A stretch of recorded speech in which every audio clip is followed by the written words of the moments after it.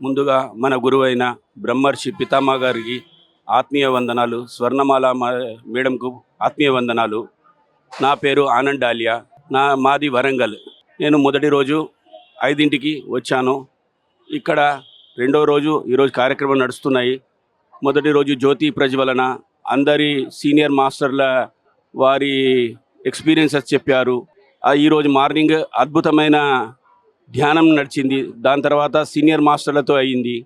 ఈ PMC PSSM ఆధ్వర్యంలో ప్రపంచ శాంతి గురించి చేసే పోర్పాట్లో అందరూ పాల్గొనాలి.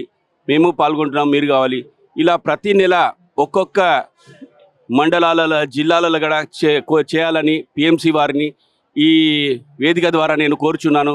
దీని ద్వారా మన పిఎంసి మన పూర్వ వైభవం వస్తుందని నా అభిలాష.